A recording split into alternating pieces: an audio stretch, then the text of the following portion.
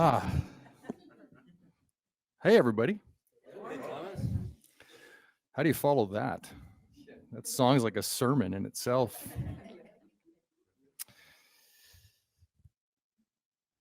Alice laughed. There is no use trying, she said. One can't believe impossible things.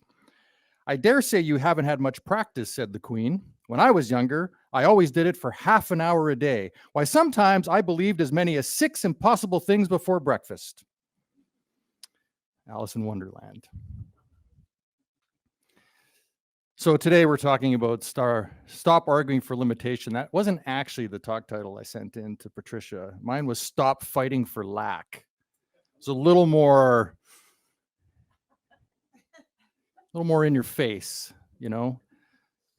And I don't know if this is true for you, but my experience, and from a lot of people I've spoken to and done spiritual work with, is the biggest obstacle we seem to face is what's going on up here, right? What's going on in our heads.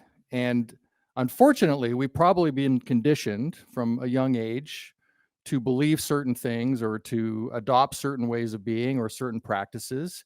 And that becomes embedded in our subconscious mind. And then that begins to infiltrate our daily lives, whether we like it or not. It just seems to be a pattern that runs. And if we're not aware, it just runs, and it's fine. Like, it's not a good or bad thing. It's just that it just runs, and it just runs, and it just runs, and it goes on, and it goes on. And what there is to do is to actually take a moment to notice. And so in all my life, I have been continually looking for something else. I don't know, has anybody experienced that, where it feels like I'm always looking, and then you get something and you get there and it's like, oh, well, that's not it. And then you're on to the next thing, and then you get that and it's like, well, I don't know, I'm still feel empty and meaningless, and I don't really have any purpose. And I was even thinking about this in terms of becoming a minister. It's like I had to actually look at myself and go, again, even though I love doing this and it's been a great uncovering of myself, what I've also realized is that I was trying to fill another something in my life.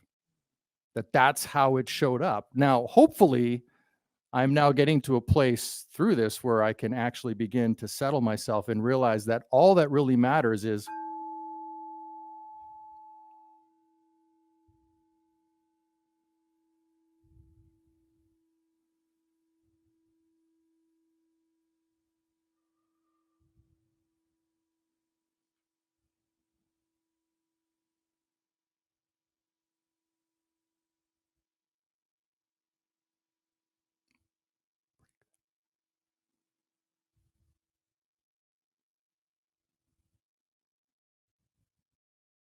and that's the now, right? That's the present moment that we can all live in.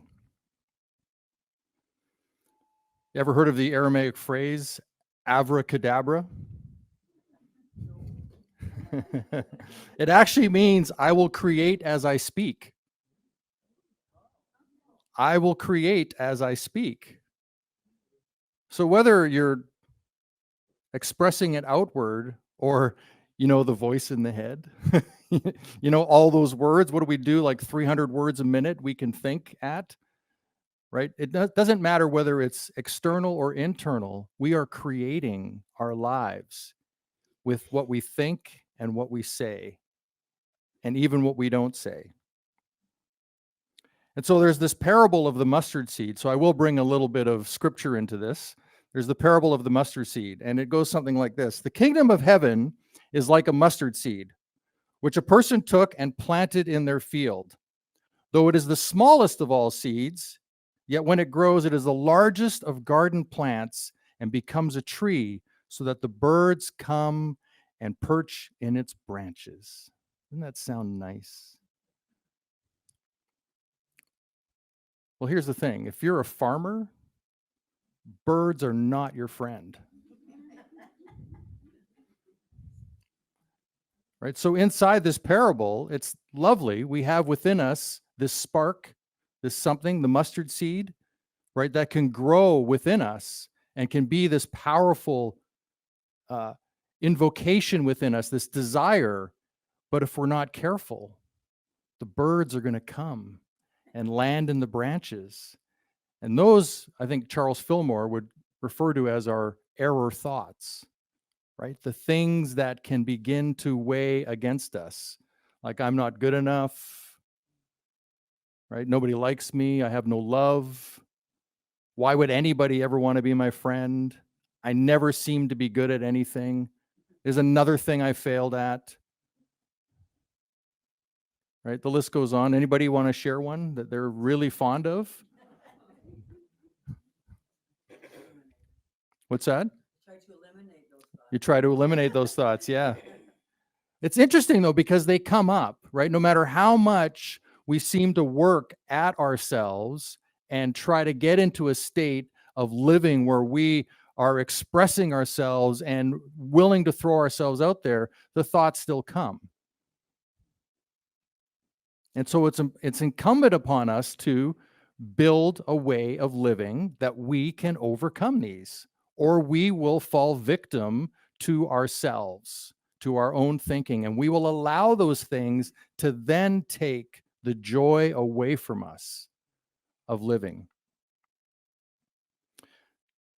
I kind of think of this as loving ourselves, right? Practicing self-love. To love yourself is not an act of selfishness. It is actually an act of kindness toward others, because when you love yourself, others don't have to deal with your unresolved problems.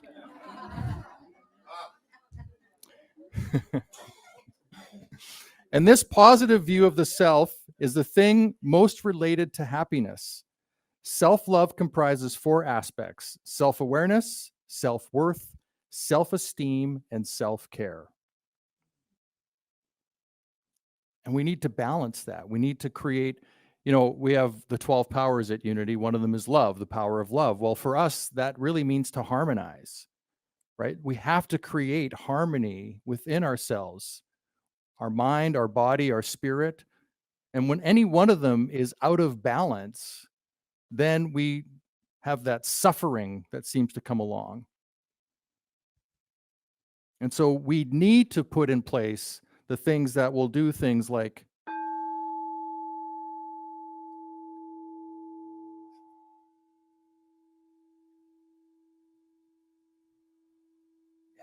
and breathe.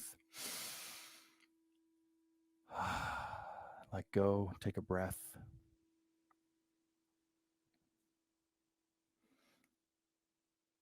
If you're like me, you've probably spent a fair amount of time in the practice of not loving yourself. And so it takes time, right, to rewrite the programming. It takes effort. I was listening to Thich Nhat Hanh recently. He referred to the 3 bodies: the Buddha body, the Dharma body, and the Sangha body. I'll give you the shortest version of them that I can. The Buddha body is someone that is capable of understanding and of loving. Right? So we need to build understanding within ourselves. We need to build loving within ourselves. The Dharma body is the practice of mindfulness, concentration, and insight. So we need to take time to be mindful. One of the great examples he gives is the idea of mindful dishwashing. Right?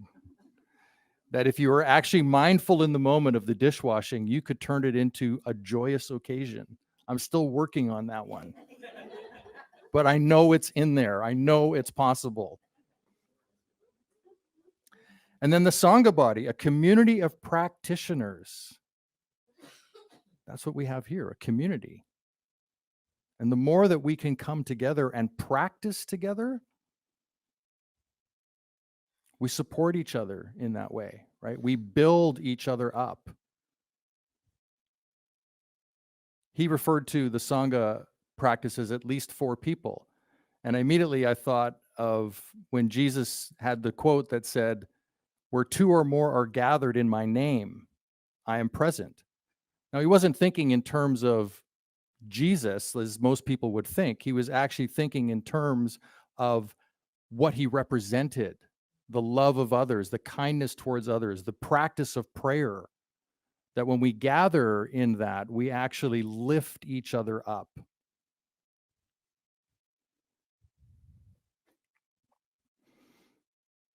Thich Nhat Hanh said, people can steal your telephone, your computer, but they cannot steal your practice. Right? That becomes our sacred place. That becomes something we own, that we get to master and take care of.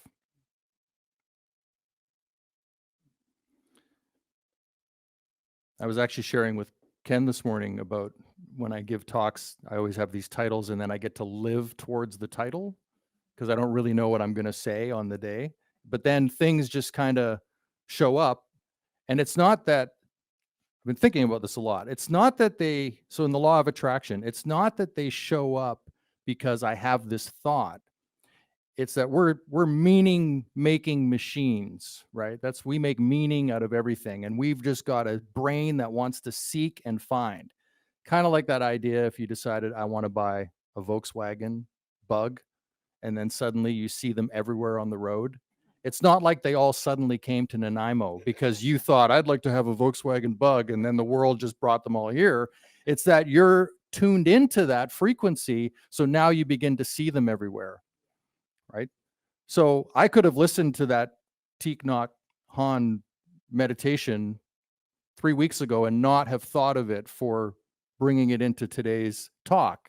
But because I had this working title that I was working towards, I can immediately start to see how things will line up to support that future that I'm kind of living into, right? We're either moving towards the future or an aim in life where we're pulling it towards us, one or the other, whichever way you want to look at it. And so I decided that I would also gather a bunch of quotes for today that I kind of liked. I've already given a few. This is from Carl Jung. As long as the shadow remains unconscious and unrecognized, it is at its most dangerous. Once we make the unconscious shadow conscious, then we have the ability to work with it, to contain it, and possibly even transform it. It is consciousness which gives us choice. Nothing can be transformed whilst it remains unconscious. So we can't transform anything in our lives if we don't become present to it, right? That's the key. And the shadow work is the knowing myself, going within. You know, it's the ability to look and go, oh, wow, I became a minister. Oh, I was just trying to fill another void in my life. Got it. And it's okay. And I enjoy doing it, but I could see it now that, oh, there was still this question of spirituality and of godness that I just didn't get. I didn't understand it. And I've been constantly looking for, where does that show up? For me, music has always been sort of a religious thing for me in terms of how it affects me, right? It's spiritual. And yet I was still feeling unresolved and incomplete and like there was something missing in my life. Don't ask what the world needs. Ask what makes you come alive and go do it. Because what the world needs is people who have come alive. Howard Thurman. Huh? So have you ever thought, I'd like to do this thing, and then within it's not even, it's like a millisecond, the immediate thought is, I could never do that. Hey, I'd like to do this. No, that'll never work. Right? Am I right? That's, yeah. Yeah. But we don't even need to tell anybody else. We've already shot the thing down. This is pointless. I'm not going to take this on. But imagine if we actually, I was thinking about this too, is that the people that are really successful at stuff, I think it's because they just didn't care about listening to that voice or anybody else's. They managed to overcome that self-talk, that abracadabra of speaking, of saying, oh, I'm not good enough to do this. I could never do that. And it's not like we all have to get up to doing great things. Like what I mean by that is things that are recognized in social media as being amazing. I know many of you here are awesome friends, are awesome lovers, are awesome parents, are awesome congregants. That that in itself is a great thing. And so I'll leave us with something from Ralph Waldo Emerson before we go into meditation. To laugh often and much, to win the respect of intelligent people and the affection of children, to earn the appreciation of honest critics and endure the betrayal of false friends, to appreciate beauty, to find the best in others, to leave the world a bit better, whether by a healthy child, a garden, a redeemed social condition, to know even one life has breathed easier because you have lived. This is to have succeeded.